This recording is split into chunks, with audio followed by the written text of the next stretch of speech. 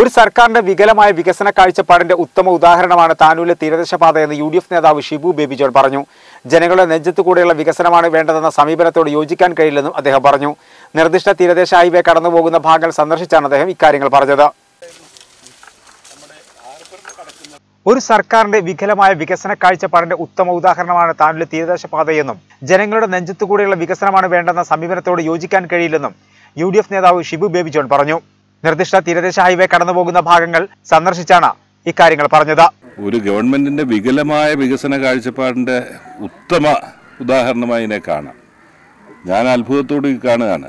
ഞാനിപ്പം താനൂരിൽ നിന്ന് വന്ന് ചമ്രവട്ടം റോഡ് ആദ്യം, അത് കഴിഞ്ഞ് ടിപ്പു സുൽത്താൻ റോഡ്, ഇത് കഴിഞ്ഞ് തീരദേശത്തൂടെ ഒരു റോഡ് പോകുന്നുണ്ട്. ഇതിൻ്റെ ഇടയിൽ ആർക്ക് വേണ്ടിയാണ് ഇങ്ങനെ ഒരു റോഡ്?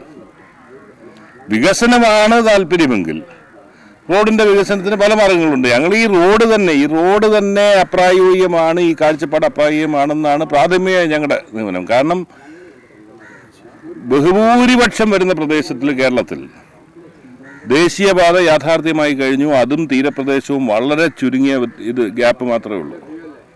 നിങ്ങൾ ആകെ ചെയ്യേണ്ടത് വികസനമാണ് എങ്കിൽ, മത്സ്യത്തൊഴിലാളികളുടെ വികസനമാണ് ലക്ഷ്യമെങ്കിൽ, തീരദേശവാസികളുടെ വികസനമാണ് ലക്ഷ്യമെങ്കിൽ, തീരദേശവും ദേശീയ പാതയുമായിട്ടുള്ള ആ റോഡ് സ്ട്രെങ്തൻ ചെയ്ത് കണക്ടിവിറ്റി കൂട്ടിയിട്ട് ചെയ്യുകയാണ്. ചമ്രവട്ടം കോഴിക്കോട് പാതയ്ക്ക് 1 കിലോമീറ്ററിനുള്ളിൽ അറബിക്കടലിന് സമാന്തരമായി മറ്റൊരു പാത നിർമ്മിക്കുന്നത് ജനങ്ങളുടെ താല്പര്യത്തിനല്ല. പദ്ധതി തീരവാസികളുടെ പരമ്പരാഗതമായ ജീവിത വ്യവസ്ഥ, മത്സ്യബന്ധനം, കയറ്റുമതി എന്നിവയെയും ബാധിക്കും. ധൃതി പിടിച്ചുള്ള നടപടികളിൽ മറ്റു ഉദ്ദേശങ്ങളുള്ളതായാണ് സംശയമെന്നും അദ്ദേഹം പറഞ്ഞു. കേരളം പോലെ ജനസാന്ദ്രതയുള്ളിടത്ത് ഇങ്ങനെ ഒരു ദേശീയപാത കഴിഞ്ഞ് പിന്നൊരു സംസ്ഥാന പാത വരുന്നു, അത് കഴിഞ്ഞ് വീണ്ടും ഒരു ഹൈവേ എന്ന് പറയുന്നത് അപ്രായോഗികമാണ്, ജനങ്ങളെ ബുദ്ധിമുട്ടിക്കാൻ വേണ്ടി മാത്രമുള്ളതാണ്. ഒരു കാരണവശാലും അത് അനുവദനീയമല്ല എന്നുള്ളതാണ് പ്രാഥമികമായി. പ്രത്യേകിച്ച് താനൂർ വന്ന ഇതൊരു വലിയ കണ്ണു തുറപ്പിക്കലാണ്. എത്ര ആലോചിച്ചിട്ടും ഒരു വികസന പ്രവർത്തനമൊക്കെ വരണമെന്ന് ആഗ്രഹിക്കുന്നവരാണ് ഞങ്ങളെല്ലാവരും. പക്ഷേ ഇത് ജനങ്ങളുടെ നെഞ്ചത്തൂടെ തന്നെ വികസനം വരണമെന്ന് പറയുന്ന ഒരു സമീപനത്തിനോട് യോജിക്കാൻ സാധിക്കില്ല. മത്സ്യത്തൊഴിലാളികളുടെ ക്ഷേമത്തിലുള്ള വികസന പദ്ധതികൾ തീരവാസികൾക്ക് പ്രതികൂലമാകരുതെന്നും അദ്ദേഹം പറഞ്ഞു. വികസന പദ്ധതികൾ നടപ്പിലാക്കുമ്പോൾ തദ്ദേശീയരുമായി ചർച്ച നടത്തണം. അവർക്ക് കൂടി ഇതിന്റെ നേട്ടമുണ്ടാകുന്ന ക്രമത്തിലായിരിക്കണം. പാവങ്ങളായ തീരവാസികളുടെ ആശങ്ക അകറ്റാൻ സർക്കാർ ബാധ്യസ്ഥമാണെന്നും അദ്ദേഹം പറഞ്ഞു. ഇവർ കാശ് കൊടുക്കുന്നു, തൽക്കാലത്തെ ഞങ്ങളുടെ സാമ്പത്തികവും കടവും ഒക്കെ ഒന്ന് തീർന്നെന്ന് ചിലരെങ്കിലും ആശ്വസിക്കാം. നാളെ അവൻ്റെ വയറ്റിലേക്ക് എങ്ങനെ പോകും? ഇവിടുന്ന് എത്ര ദൂരം പോയാലാണ് താമസിക്കുന്നത്? നിങ്ങൾ വികസനമാണ് എങ്കിൽ നിങ്ങൾ ഇവിടെ ഒരു കാരണവശാലും അംഗീകരിക്കാനൊക്കത്തില്ല. അല്ലാതെ മത്സ്യത്തൊഴിലാളികളുടെ അനുമതി ഉണ്ടെങ്കിൽ പോലും നിങ്ങൾ പുനരധിവാസം ഏർപ്പെടുത്തി തീരപ്രദേശത്ത് തന്നെ മത്സ്യത്തൊഴിലാളിക്ക് അവൻ്റെ പണിക്ക് പോകാനുള്ള സൗകര്യവും കൂടെ ഒരുക്കിയിട്ട് നിങ്ങൾ ഡെവലപ്മെൻറ്റ് ചെയ്ത് നമുക്കത് സംഭവിക്കാം. അതൊന്നും ഇല്ലാതെ മത്സ്യത്തൊഴിലാളി ഇവിടുന്ന് പോയി അങ്ങ് കിഴക്ക് പോയി മലയുടെ പുറത്ത് പോയി താമസിക്കാൻ ഒക്കൂ?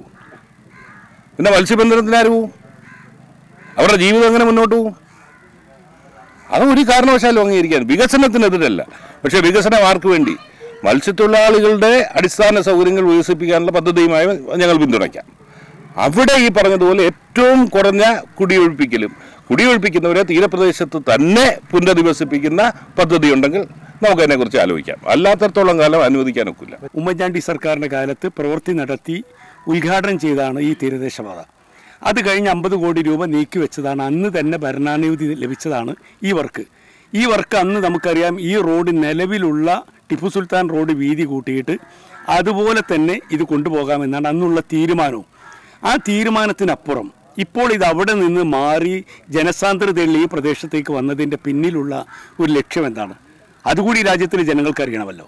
കാരണം മത്സ്യത്തൊഴിലാളിയുടെ ഗതാഗതമാണ് ഇവർക്ക് ആവശ്യമെങ്കിൽ നിലവിലുള്ള ടിപ്പു സുൽത്താൻ റോഡ് വീതി കൂട്ടിയിട്ട് പോകുന്നതിന് പകരം അത് ഇങ്ങോട്ട് കൊണ്ടുവന്ന് ഏറ്റവും കൂടുതൽ ജനസാന്ദ്രതയുള്ള ആളുകളെ മുഴുവൻ ഇവിടെ നിന്ന് ഒഴിപ്പിച്ച് മത്സ്യത്തൊഴിലാളികളുടെ തനത് സ്വഭാവം തന്നെ നശിപ്പിക്കുന്ന രീതിയിലേക്ക് ഒരു വികസന പദ്ധതി കൊണ്ടുവരുമ്പോൾ അത് കൃത്യമായി പഠനവിധേയമാക്കണം. ഇതിൻ്റെ സാമൂഹ്യാഘാത പഠനങ്ങൾ പൂർത്തിയാക്കിയിട്ടില്ല, പ്രൊജക്ട് റിപ്പോർട്ട് തയ്യാറായിട്ടില്ല, DPR പോലും തയ്യാറാകാത്തൊരു പദ്ധതിക്ക് വേണ്ടിയാണ് ഇവിടെ വന്ന് അന്യദേശക്കാരെ കൊണ്ട് കല്ലിടിപ്പിച്ചത്. ഒട്ടേറെ മത്സ്യത്തൊഴിലാളികളുടെയും അവരുടെ ഉമ്മമാരുടെയും പരാതികൾ കേട്ടു. എനിക്ക് ഗവൺമെന്റിൽ നിന്ന് പോലും ഒരു ആനുകൂല്യം പോലും കിട്ടരുത്. അങ്ങനെ നൈസെടുത്ത വീടാണത്. അതിലിപ്പോൾ ഞാൻ 3-4 കുട്ടികൾ ഇതാക്കുന്നത്. ഞങ്ങൾക്ക് ഇവിടുന്ന് പൊളിച്ചു പോയി കഴിഞ്ഞാൽ ഇവിടുന്ന് ഈ ഗവൺമെൻറ് തരുന്ന കാശ് കൊണ്ട് അവിടുന്ന് 2 സെൻറ്റ് ഭൂമിയോ 5 സെൻറ്റ് ഭൂമി പോലും കിട്ടില്ല. ഈ കാശ് കിട്ടാൻ ഞങ്ങൾക്ക് വീട് കിട്ടില്ല. 5 സെൻറ്റ് ഭൂമിക്ക് ഇപ്പം കേക്ക് വർഷത്തിൽ നിങ്ങൾക്ക് അറിയാമല്ലോ, ഇതിനപ്പുറത്ത് കനാലക്കലയിൽ ഇപ്പുറത്ത് കടലിനത് നടുക്ക് മറ്റേ റോഡ് പിന്നെ ഞങ്ങൾ ഇവിടെ പോകും. റോഡിനെ നമ്മൾ എതിർക്കില്ല. ഇവിടെ കൂടെ നിങ്ങളെ ഒഴിപ്പിച്ചോണ്ടല്ലോ റോഡ്